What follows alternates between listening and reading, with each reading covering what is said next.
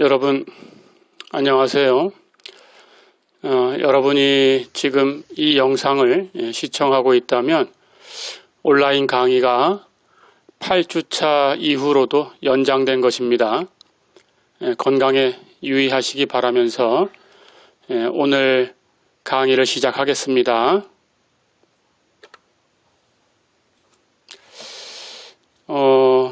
얘기를 시작할게요.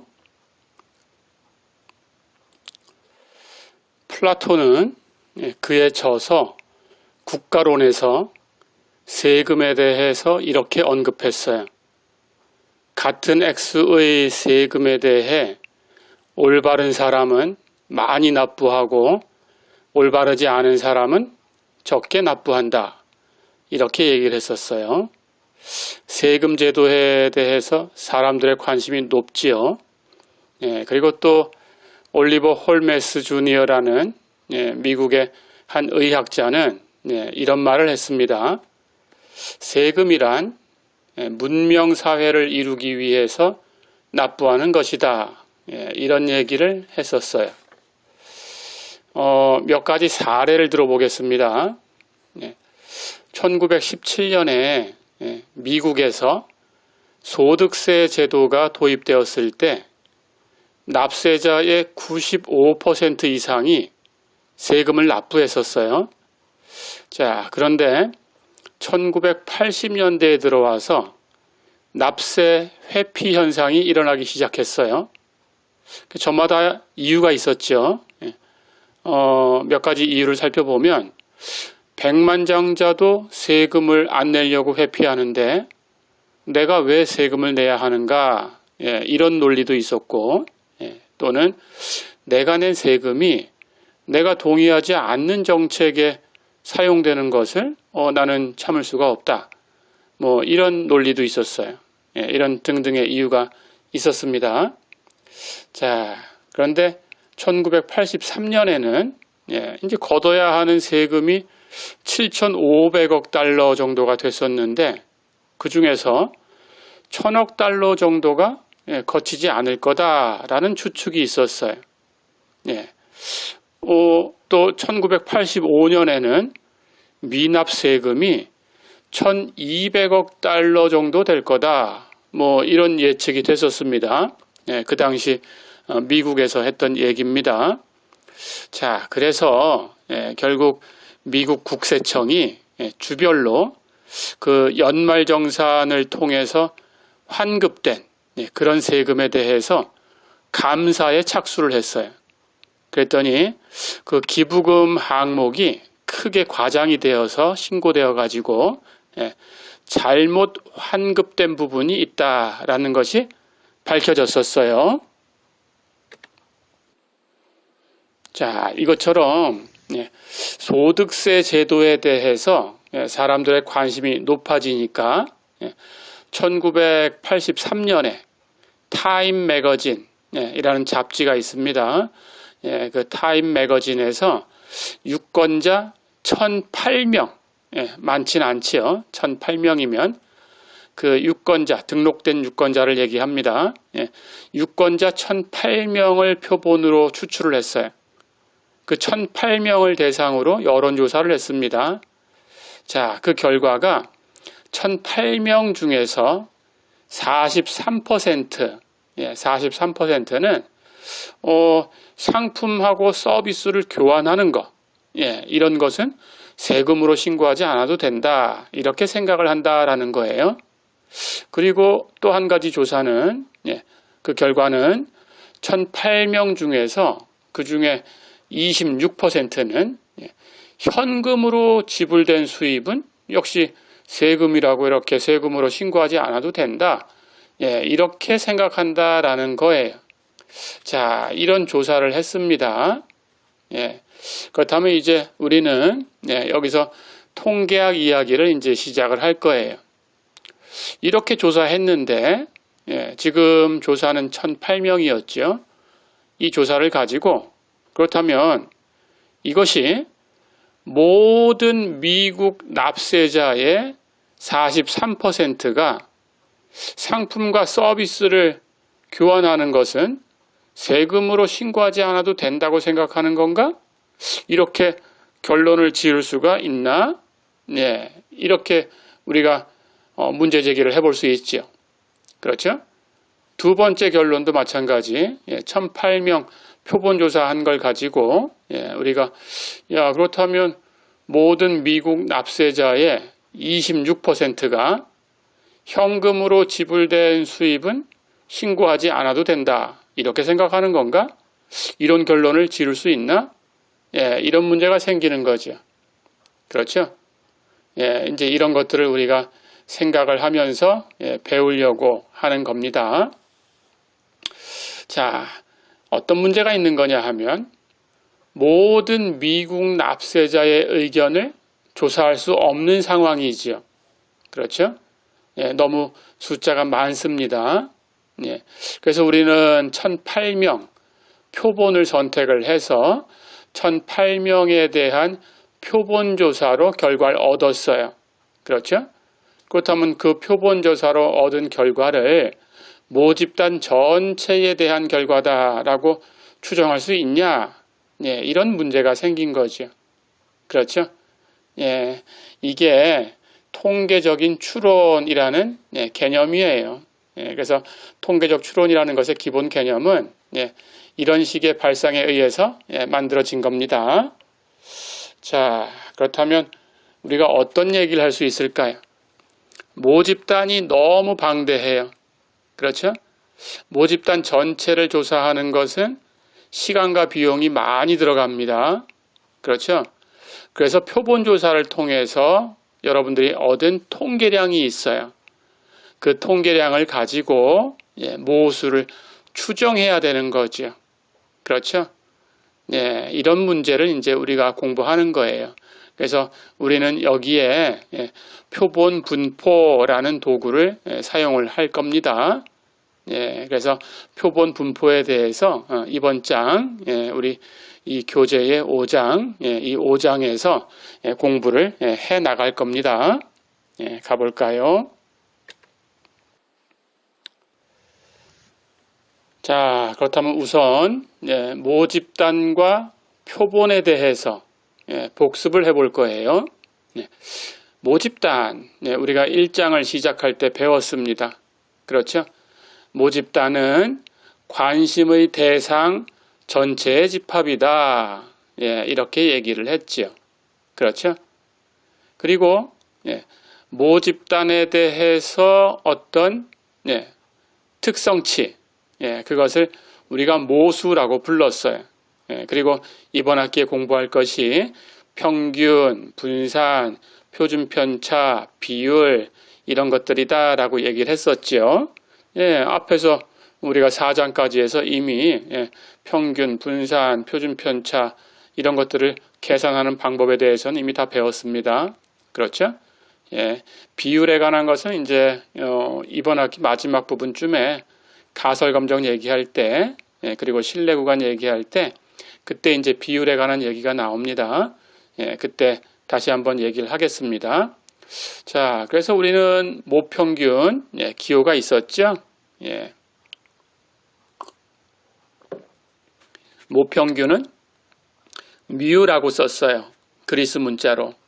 그렇죠?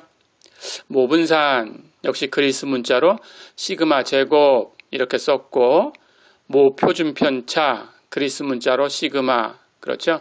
모비율, 모비율은 그냥 P라고 썼죠. 그렇죠? 그런 것들을 다 기억하고 있죠. 우리가 배웠습니다. 표본이라는 것은 모집단의 일부를 측정한 값이다. 이렇게 얘기를 했었습니다. 기억나죠? 마찬가지로 표본에 대해서 평균, 분산, 표준편차, 비율 이런 것들을 계산해 볼 수 있는데 표본 평균은 X바라고 썼고 표본 분산은 S제곱 그리고 표본 표준편차는 S 표본 비율은 P hat 이렇게 쓰기로 했지요. 기억나지요? 이렇게. 자, 그렇다면 앞에 사례에서는 모집단이 뭐가 되겠어요?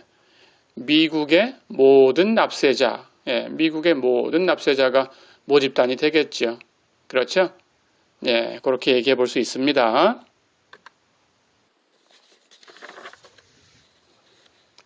자, 그럼 두 번째 사례를 한번 들어볼게요.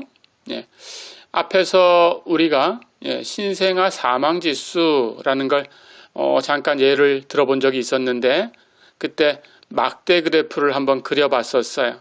예, 기억이 나나요? 예, 우리가 신생아 사망지수를 막대 그래프로 그려서 또 유색인종, 백인 이렇게 두 가지로 더블로 이렇게 표현하는 막대 그래프도 그려봤었습니다. 그렇죠? 그런 얘기를 한 적이 있었어요. 예, 그때 이제 신생아 사망지수라는 것이 거기서 이제 조사된 이유가 이런 사례가 있어서 그런 겁니다. 미국에서 1950년에 10대 임산부가 출산한 신생아 수가 연간 13,000명이었어요. 그런데 이제 1980년에 세월이 좀 지나서는 연간 35만 명이 됐었어요. 이게 시간이 지나니까 많아집니다. 예.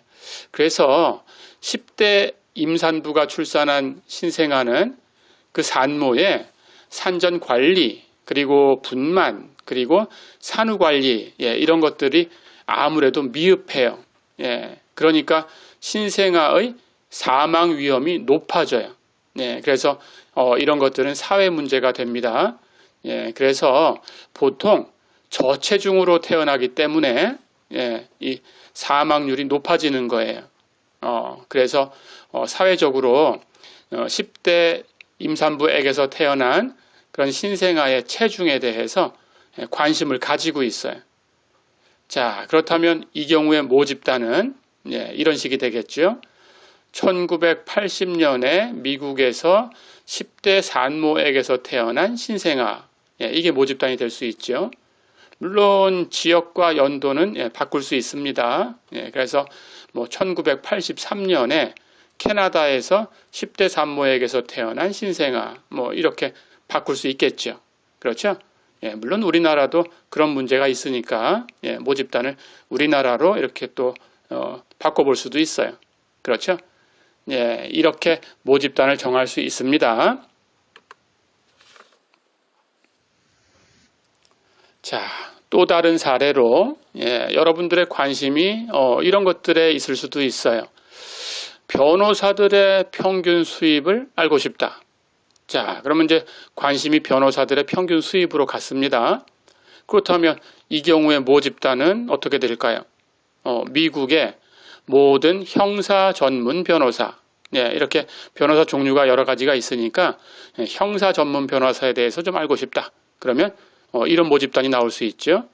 또는 미국의 모든 법률 회사에 소속되어 있는 변호사, 이렇게 생각해 볼 수도 있죠. 이게 모집단이 될 수도 있어요. 그러니까 아무튼 모집단은 여러분이 결정하는 것이고 상황에 따라서 달라질 수 있습니다. 그렇죠? 그런데 보통은 그 전체를 대상으로 여러분들이 측정하기에는 너무 크기가 크기 때문에 방대한 비용과 시간이 필요하다. 이렇게 생각하면 됩니다. 가볼까요? 자, 마찬가지로 모든 10대 산모에게서 태어난 신생아의 체중을 측정한다. 30만 명 이상을 측정하는 것은 거의 불가능하다. 이렇게 생각하면 됩니다. 그렇다면 이 경우에 우리의 최선이 뭘까? 이런 걸 생각하는 거예요. 그러니까 통계학에서 배우는 것은 모집단이 너무 방대하니까 그렇다면 그걸 다 조사하기 어려운 경우에 어떻게 하면 되는 거야? 뭐가 최선이야? 우리의 최선책을 선택을 하는 거예요. 그게 통계학입니다. 자, 그래서 모집단의 평균 출산 체중을 추정하는 거예요. 전체를 측정할 수가 없으니까 우리는 추정을 하는 거죠. 그러니까 표본을 통해서 통계량을 계산을 하고 그 통계량을 가지고 모수를 추정하는 거예요. 그런 걸 이제 배우려고 준비하는 중입니다. 5장에서. 자, 그 변호사에 의해서는 마찬가지예요. 모집단인 변호사의 평균 수입을 직접 다 측정할 수는 없어요. 그러니까 그 변호사의 평균 수입을 모집단에 대해서 평균 수입을 추정을 하는 거예요. 그게 통계학이 필요한 이유입니다. 그래서 모집단에서 추출한 표본을 조사를 할 거고 결과를 얻겠지요. 거기서 얻은 결과는 표본에 관한 거니까 우리가 통계량이라고 불렀죠. 그래서 그 결과 통계량을 가지고 모집단 모수라고 불렀죠. 모수를 추정하는 거예요. 이것이 통계적인 추론입니다. 이걸 연구하는 분야가 추론 통계학입니다. 자, 그럼 가볼까요? 그럼 우선은 예를 한번 들어보겠습니다.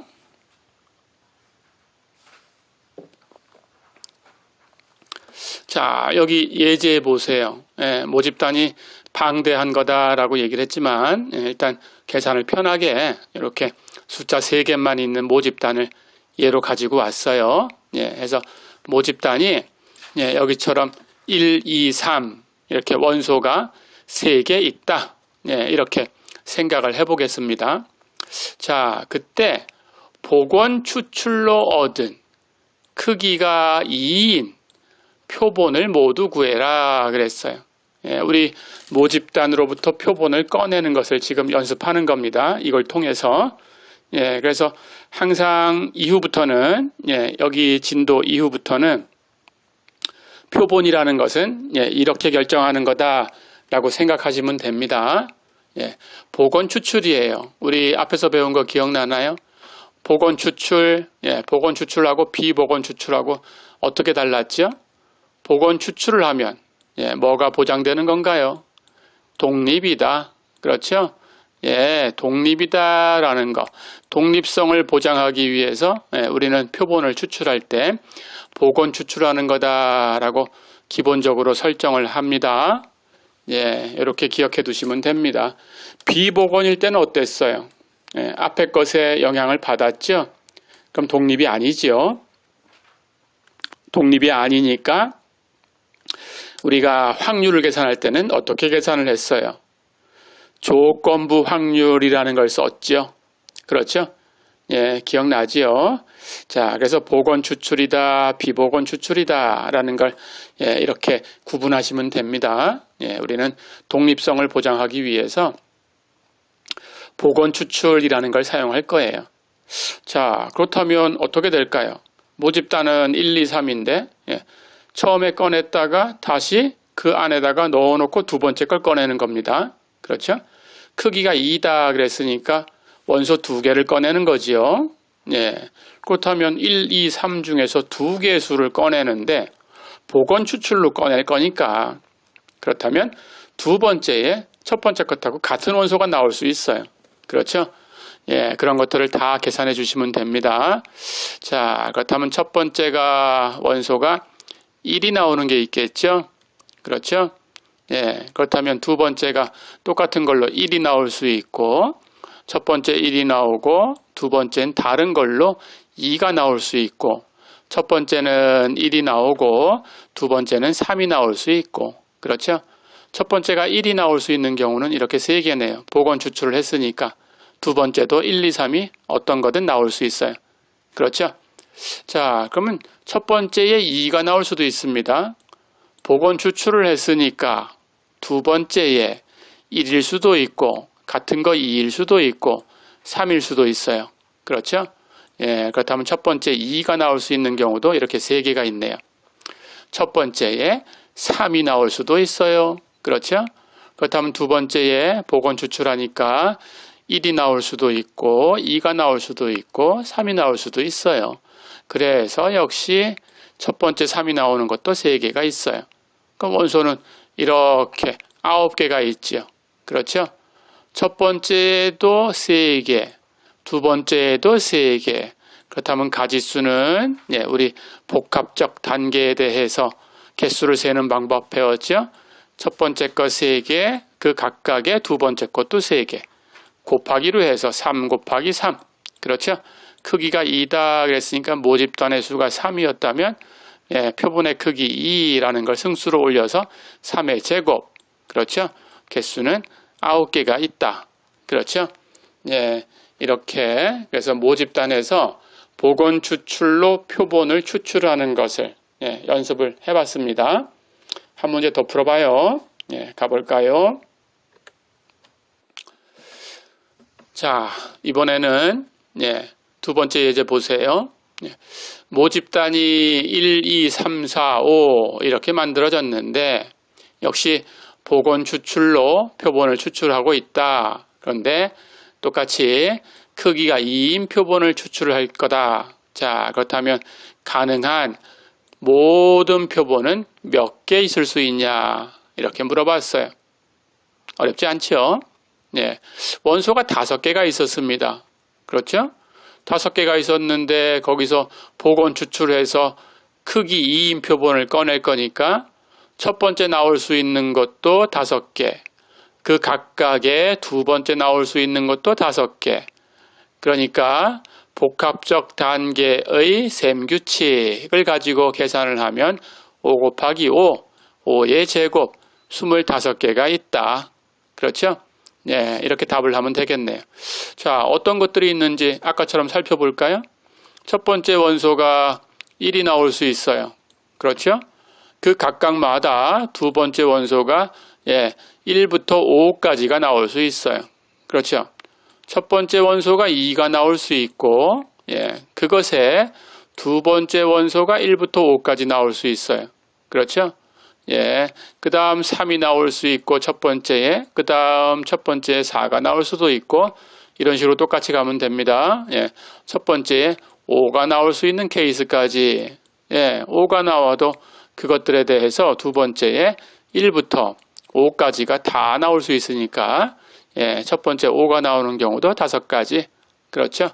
이렇게 해서 25개가 있다 라는 걸 확인할 수 있지요. 그렇죠?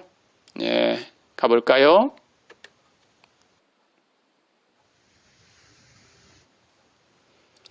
자, 그럼 이번에는 우리가 다룰 표본을 정확히 정의를 할 거예요. 표본이 어떤 거냐라고 정의를 할 겁니다. 조금 전에 복원 추출을 했었죠. 그렇죠? 그렇게 해서 얻는 표본을 이름을 줄 텐데 기억하셔야 됩니다. 그 이름이 확률 표본이에요. 확률 표본. 자, 그렇다면 확률 표본이 어떻게 정의되는 건가라는 걸 아셔야 되고 이후로 배우는 것들은 우리가 표본하고 얘기를 하면 확률 표본이구나 하고 생각을 해주시면 됩니다. 이 확률 표본의 개념을 알고 있어야 뒤에서 계산을 할 수 있어요. 그래서 이게 굉장히 중요한 겁니다. 기억해 두세요. 자, 우리가 앞에서 확률 변수라는 걸 배웠죠? 확률 변수가 뭐였나요? 샘플 스페이스, 영문자 대문자로 S라고 적었던 표본 공간, 그렇죠? 샘플 스페이스, 표본 공간. 표본 공간에 정의되는 함수다라고 정의를 했죠. 그렇죠? 표본 공간이 우리가 확률 실험을 통해서 얻을 수 있는 표본점을 다 모아놓은 집합이니까 표본 공간 하는 것은 이름이 표본 공간 이렇게 된 것 뿐이지 사실은 모집단이에요. 그렇죠? 모집단이니까 모집단 위에 정의된 함수, 확률 변수, 확률 변수도 모집단 역할을 하는 거예요. 그렇죠? 자, 그러면 확률 변수라는 것을 모집단으로 우리가 생각을 합니다. 여기다 적어 볼까요? 확률 변수는 모집단. 이렇게. 자, 그렇다면 그 모집단에서 우리가 표본이라는 걸 추출할 거예요. 그렇죠? 그것을 확률 표본이다 라고 부를 텐데 조건이 있어요. 자, 그 조건을 설명을 하겠습니다. 잘 기억해 두세요. X가 확률 변수일 때 그 확률 변수 X, 모집단이죠. 모집단. 모수를 표현하는 함수죠. 그렇죠? 그 확률 변수 X하고 분포가 같아야 돼요. 자, 우리 앞에서 분포 배웠어요. 확률 분포. 그렇죠? 예, 이산적인 거 대표적으로 이항 분포 배우고 왔습니다. 연속적인 거 대표적으로 해서 우리가 정규 분포, 그것을 계산하기 위해서 표준화 했었죠. 표준 정규 분포 이렇게 배우고 왔어요. 그렇죠? 예, 우리가 확률 분포에 대한 것을 알고 있어요. 그 분포가 같다라는 거예요. 예, 분포를 계산해 보면 그 분포가 같다. X하고 분포가 같은 거다. 같은 분포를 갖는다. 그런 뜻입니다. 자, 그럼 무슨 뜻인가? 이제 알고 있어야 됩니다. 같은 분포를 갖는다 그랬으니까 당연히 평균 같아야 돼요. 평균. 같은 분포니까 평균이 같은 거예요. 분산 같은 분포니까 분산 같은 거예요. 예, 이렇게 기억하시면 됩니다. 평균도 같은 거, 분산도 같은 거. 그러니까 당연히 표준 편차 같아요. 그렇죠? 지금은 비율 얘기를 안 하고 있지만 이제 뒤에 가서 비율 얘기 나올 때가 있습니다. 예, 이제 6장 뒷부분으로 가면 예, 비율이라는 것이 이제 나오게 됩니다. 비율도 마찬가지예요. 분포예요. 예, 우리가 그 자료를 분석을 할 때 예, 우리가 범주형 자료라는 걸 배운 적이 있었죠. 범주형 자료에 대해서는 예, 주로 비율에 대해서 얘기를 합니다. 자, 그때 다시 한번 얘기를 할 거고요. 예, 그래서 이것도 분포예요. 그러니까 확률 변수 모집단하고 같은 분포를 가지고 있다. 평균 얘기할 거면 평균이 같다. 그렇게 쓰면 돼요. 분산, 같은 분산이다. 라고 쓰면 돼요. 예, 뒤에 가서 이제 한 다음 시간, 그 다음 시간쯤 되면 예, 직접 평균과 분산을 우리가 계산해 볼 거예요. 예, 그때 이걸 다시 한번 얘기할 테니까 기억해 두시면 됩니다. 같은 분포를 가져야 된다.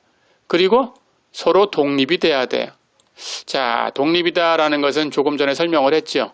복원 추출로 할 거예요. 복원 추출로 할 거니까 당연히 독립이라는 것이 보장이 되는 거예요. 그렇죠? 이렇게 두 가지 조건을 만족하고 있어야 됩니다. 예, 그래서 확률 변수가 주어졌을 때 그 확률 변수에서 표본을 꺼낼 건데 그 표본은 이 두 가지 조건을 가지고 있어야 돼요.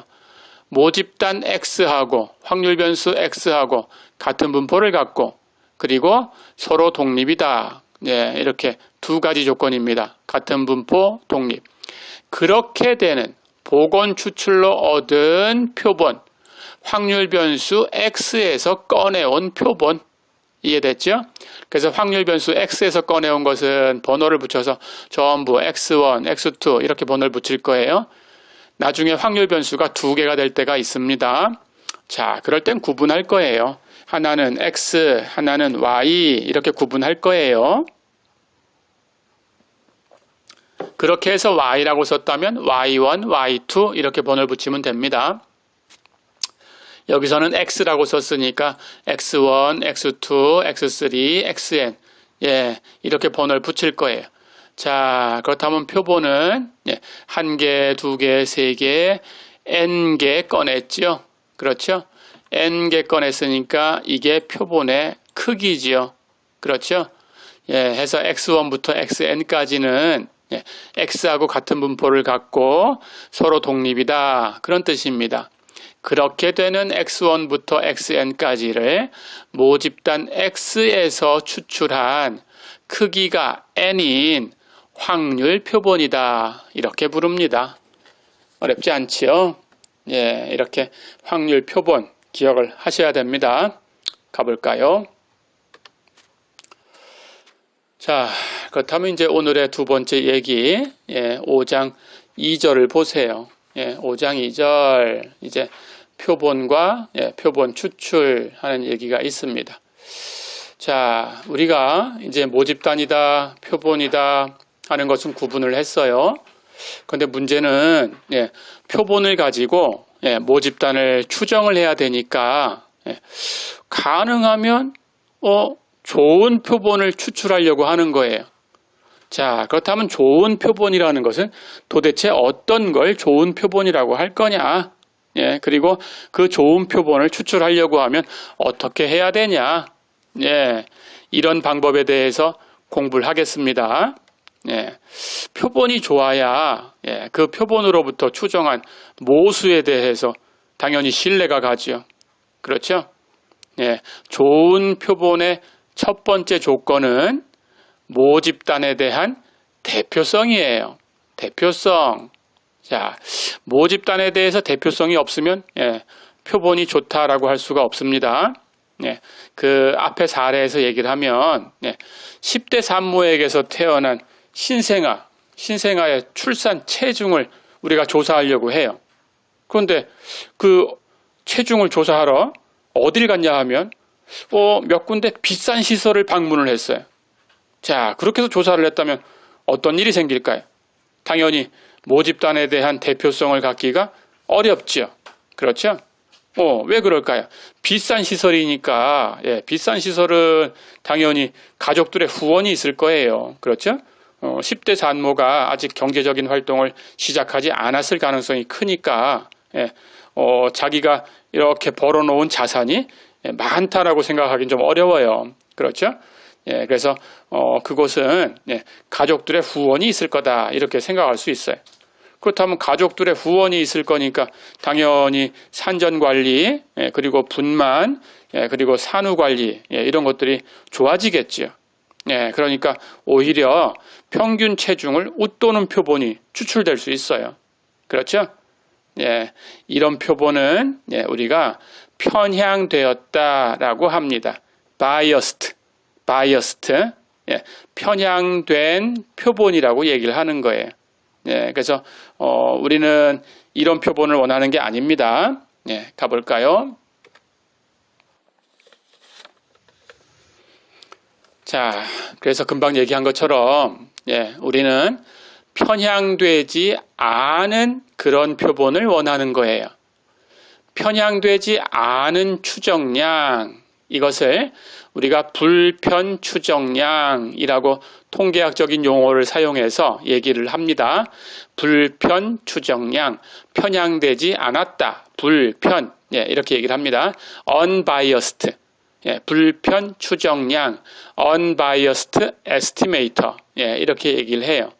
자, 그래서 불편 추정량이라는 것은 뒤에 가서 한 번 더 배울 텐데요. 불편 추정량이라는 것은 어떤 통계량이 있어요. 표본에 대해서 특성치를 수로 표현한 거죠. 그렇죠? 어떤 통계량이 있을 때 그 통계량의 기대값, 우리 앞에서 기대값 구해봤습니다. 그렇죠? 그 통계량의 기대값이 모수하고 같아질 때, 그럴 때 우리는 그 통계량을 그 모수의 불편 추정량이다 이렇게 불러요. 그래서 이제 우리가 이런 개념에 대해서 배우려고 하는 겁니다. 가볼까요?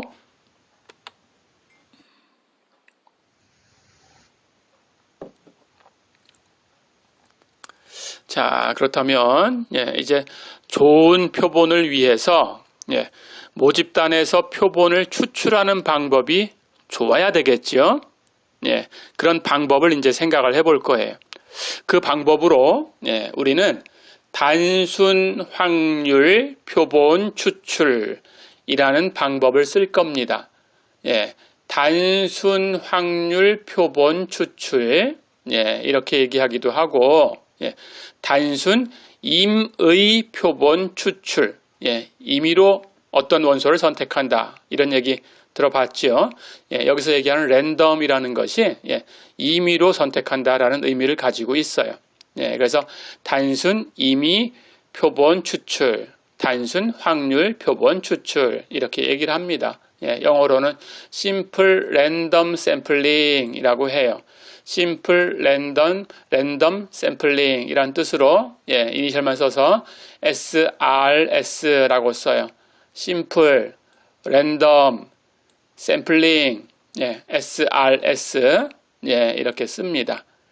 자, 그래서 모집단의 모든 원소가 표본으로 추출될 확률이 같도록 추출한다라는 뜻이에요. SRS라는 것은 모집단에 있는 모든 원소가 그 중에 하나를 표본으로 선택을 할 텐데 서로 선택될 확률이 다르다라고 하면 안 되겠죠. 그렇죠? 선택될 확률이 다 똑같다라는 뜻입니다. 모집단의 모든 원소가 표본으로 추출될 확률이 같다. 그렇게 추출을 한다. 예, 그런 뜻입니다. 어렵지 않지요? 자, 그래서 이제 좋은 표본을 위한 조건을 정리를 해보면 이런 두 가지 조건을 만족하고 있어야 돼요. 첫 번째는 아까 앞에서 얘기한 것처럼 표본이 모집단에 대한 대표성이 있어야 돼요. 모집단을 대표할 수 없으면 안 됩니다. 너무 편향되면 안 되는 거예요. 그리고 단순 확률 표본 추출에 의해서 표본을 추출해야 된다. 이렇게 가정을 할 거예요. 이렇게 정리가 됩니다. 가볼까요? 자, 그렇다면 이제 두 번째 얘기했던 단순 확률 표본 추출에 대해서 조금 더 살펴보겠습니다. 예를 들어 볼게요. 100명으로 구성된 모집단이 있어요. 자, 거기서 10명을 단순 확률 표본 추출로 추출하려고 합니다. 그게 무슨 뜻이냐라는 거예요. 100명 중에서 10명을 단순 확률 표본 추출로 추출을 한다? 그게 어떤 뜻이냐 하면 이렇게 해야 되는 거예요. 예를 들어서 종이에다가 이름을 쓴다고 가정을 해봅시다. 그렇다면 같은 크기의 분리된 종이에 각 사람의 이름을 적은 그런 100장의 종이를, 100장의 종이가 있어야 되는 거예요. 100명이니까 한 사람당 한 장씩 똑같게, 크기도 똑같게, 그렇게 있어야 됩니다. 그런 종이를 항아리 속에 넣고 눈을 가리고 보면 안 돼요. 눈을 가리고 10장의 종이를 꺼낸다. 이런 뜻입니다. 자, 이렇게 해야 되는 거예요. 이게 무슨 뜻이냐 하면 같은 종이에다가 두 사람의 이름을 적었어요. 제임스하고 마이크가 같은 종이에 적혀 있어요. 그렇다면 제임스하고 마이크는 소위 한 배를 탔다라는, 같은 운명이다라는 이런 얘기가 되는 거죠. 그렇죠? 그렇게 되면 독립성이 위배되죠. 그렇죠? 그렇게 하면 안 된다라는 뜻입니다. 그래서 같은 종이에 두 사람 이름이 있으면 안 된다. 이런 뜻이고, 마찬가지 어떤 사람의 종이가 다른 사람의 것보다 커도 안 돼요. 그렇죠? 종이가 다른 것보다 크다 그러면 이렇게 손에 잡힐 확률이 더 커지는 거예요. 그렇죠? 그러니까 같은 확률로 나오는 게 아니죠. 그런 뜻입니다. 그래서 같은 종이에 두 사람 이름이 적혀 있다면 독립성이 위배되는 것이고, 그렇죠? 그리고 어떤 사람의 종이가 다른 것보다 크다 그러면 확률이 더 크다는 거죠. 그렇죠? 선택될 확률이 더 크다. 이런 뜻이죠. 그렇죠? 그렇게 되면 안 된다라는 뜻입니다. 자, 그래서 여기서 임의로 표본을 추출한다라는 것이 이제 우리가 공부를 조금 더 해야 되는 게 있는데 대표성이 있다라고 보장되는 것은 아니에요.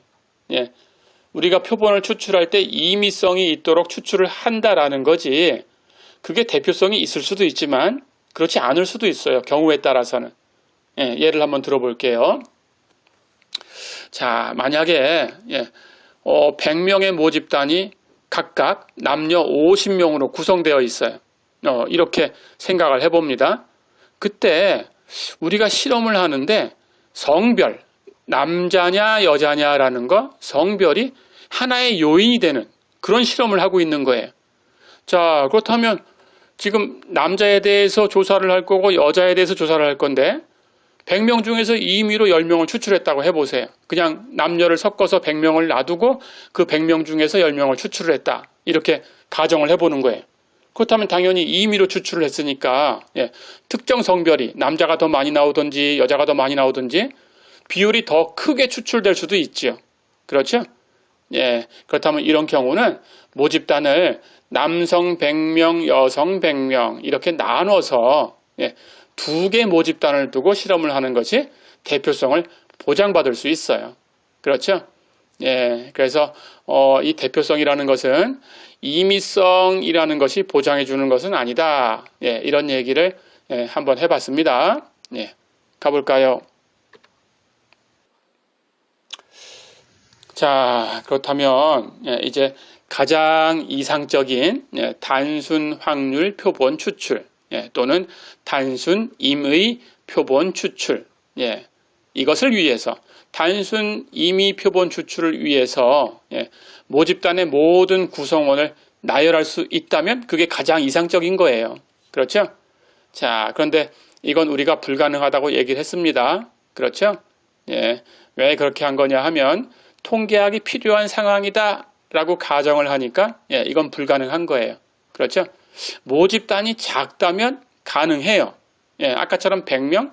예, 100명이면 뭐 줄 세울 수 있어요. 그렇죠? 예, 그런데 그렇게 모집단이 작다면 예, 굳이 표본을 조사할 필요가 없어요. 모집단 전체를 그냥 조사해버리면 됩니다. 그렇죠?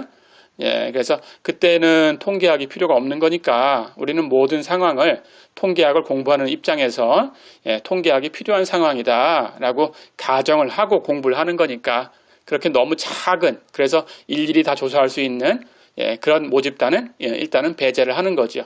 그렇죠? 예, 그래서 모집단 전체를 조사하면 되는 그런 케이스는 예, 우리가 배제를 했습니다. 예, 그러니까 일반적으로는 예, 모집단이 큰 거예요. 그렇죠? 예, 해서 모집단이 크기 때문에 불가능한 거예요. 자, 그러니까 아까 예를 든 걸 가지고 오면 예, 미국의 10대 산모에게서 태어난 신생아의 체중, 이걸 전부 나열하는 것은 불가능해요. 그렇죠? 예, 그 한 35만 명 되는 것을 다 이렇게 조사할 수는 없어요. 그렇죠? 예, 그래서 예, 표본이 가능하면 임의적으로 구성되기를 바라는 거예요. 자, 예를 들어서 통계학 과목을 표본으로 추출해서 통계학 과목에 대해서만 얘기하는 모집단으로 가야 되는데 그렇게 안 가고 모든 대학생, 통계학을 전공하지 않는 그런 경우에 대학생도 다 포함시켜서 모든 대학생을 모집단으로 추정하는 것은 임의성이 없는 거죠. 그렇죠? 예, 마찬가지로 예, 우리가 여론조사를 한다 그럴 때 그 여론조사를 사람을 다 만나서 여러분들이 이렇게 선택한 표본을 갖다 놓고 다 일일이 대면해서 조사를 해야 되는데 그렇게 안 하고 예, 선택하긴 잘 선택했는데 우편 조사를 했어요. 또는 전화 조사를 했어요. 자, 그렇다면 전체가 다 답변이 오면 좋겠지만 그렇지 않을 수 있죠. 그렇죠?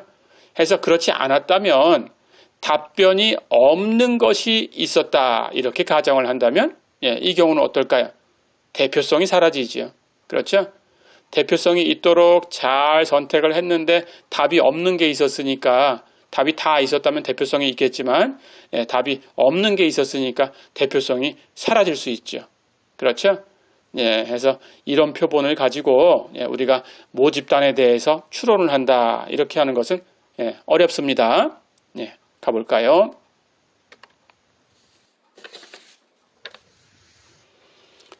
자, 그럼 이제 오늘의 마지막 얘기입니다.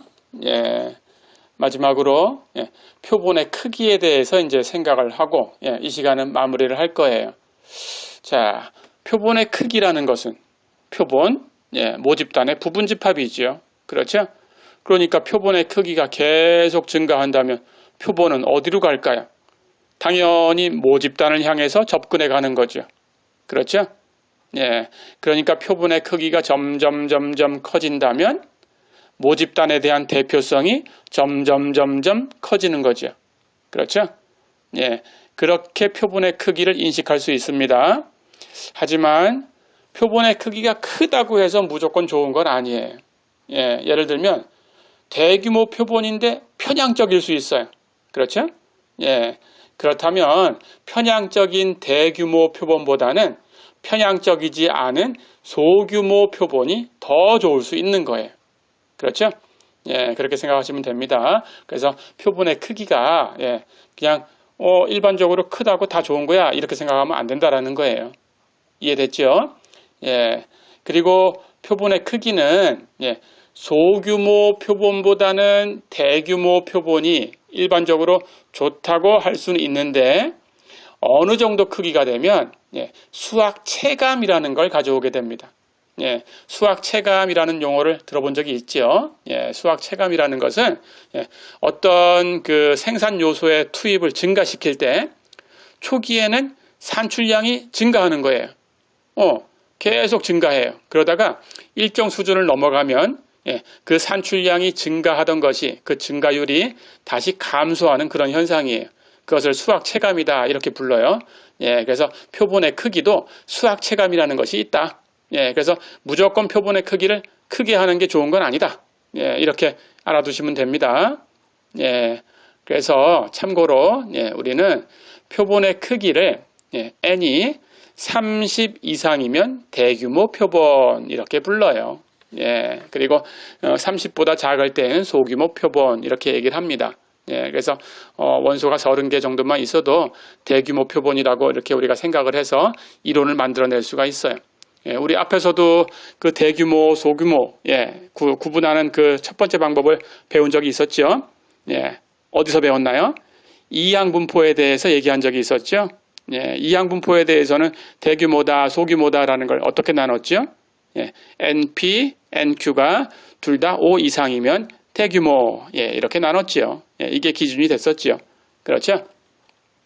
자, 그래서 이제 오늘은 예, 이렇게 모집단과 표본에 대해서 배워봤습니다.